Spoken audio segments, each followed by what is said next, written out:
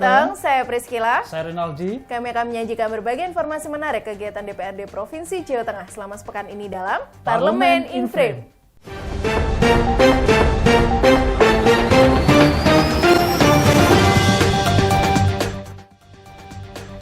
DPRD sahkan 2 raperda. Anton Lamy dilantik sebagai PAW anggota DPRD Jawa Tengah. Komisi A DPRD Provinsi Jawa Tengah mengunjungi KPU Kabupaten Semarang guna memonitoring hasil Pilkada 2020. Pengelolaan kebun benih hortikultura di Kopeng mampu melebihi target pendapatan. Bantuan sosial sambungan listrik murah. Panti Ngudi Rahayu Kendal butuh perbaikan sarana prasarana. Akhirnya Provinsi Jawa Tengah memiliki perda tentang pencegahan, penanggulangan narkotika, dan perda perlindungan perempuan.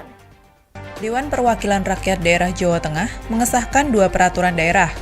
Kedua peraturan itu yakni Perda Narkotika dan Perda Perlindungan Perempuan.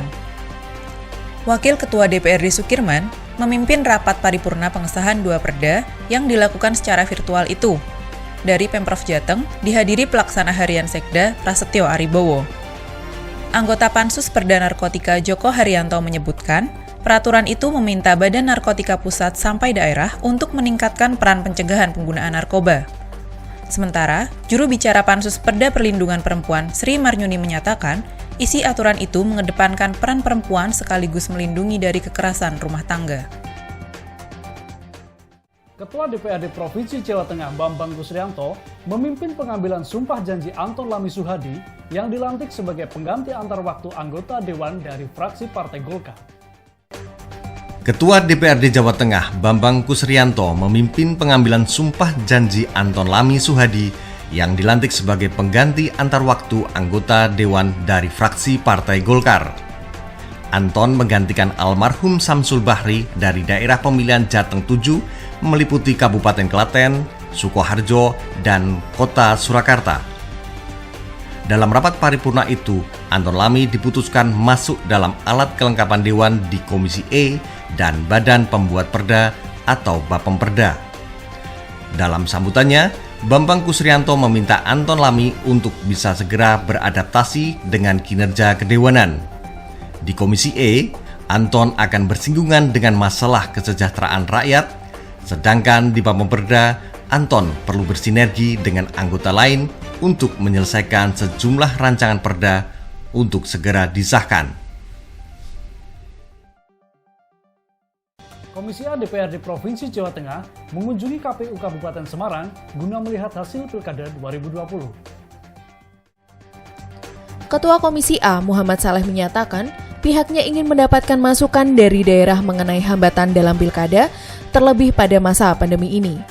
Ketua KPU Kabupaten Semarang Maskup Asyadi menjelaskan, pemungutan suara telah berjalan lancar, termasuk pencoblosan di rumah sakit, rumah singgah, hingga tahanan di kepolisian. KPU pun sudah memfasilitasi untuk penyelenggaraan rapid test usai pencoblosan suara.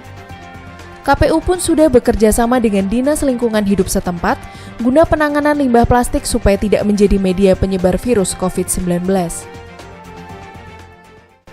Komisi C DPRD Provinsi Jawa Tengah mengapresiasi kinerja kebun benih hortikultura yang berada di Kopeng, Kecamatan Getasan, Kabupaten Semarang.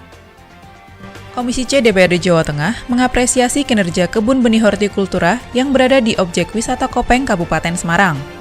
Selama masa pandemi COVID-19, dalam kurun waktu hampir setahun ini, pengelolaan kebun benih mampu melebihi target pendapatan.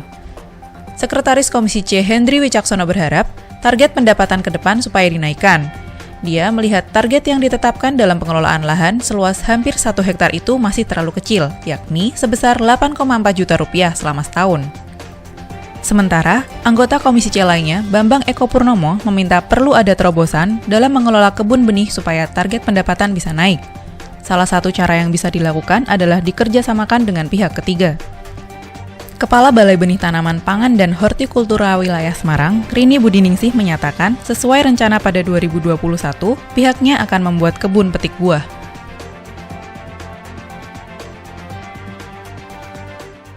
Komisi D meminta jangan sampai ada pungutan dana dari warga kurang mampu dalam pemasangan instalasi listrik murah. Program tersebut merupakan bansos dari pemerintah Provinsi Jawa Tengah yang disalurkan secara gratis.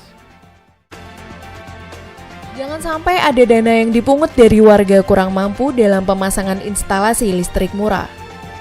Penegasan itu dilontarkan Ketua Komisi D Alwin Basri saat memimpin rombongan Dewan dalam meninjau hasil pemasangan sambungan instalasi listrik di Dusun Meteseh, Kecamatan Boja, Kabupaten Kendal. Program bantuan sosial pemasangan sambungan listrik milik Dinas Energi Sumber Daya Mineral Jateng itu ditujukan bagi warga yang kurang mampu. Bantuan sosial diharapkan mampu membantu masyarakat mendapatkan manfaat dari energi. Kepala Cabang Dinas ESDM Wilayah Semarang Demak, Puji Suprayitno menyatakan, program bantuan sosial dialokasikan pada tahun anggaran 2020. Selain di Kecamatan Boja, bantuan sosial listrik murah juga dilakukan di Kecamatan Cepiring, Rawasari, Patebon, Brangsong, Kaliwungu Selatan, Singorojo, dan Limbangan.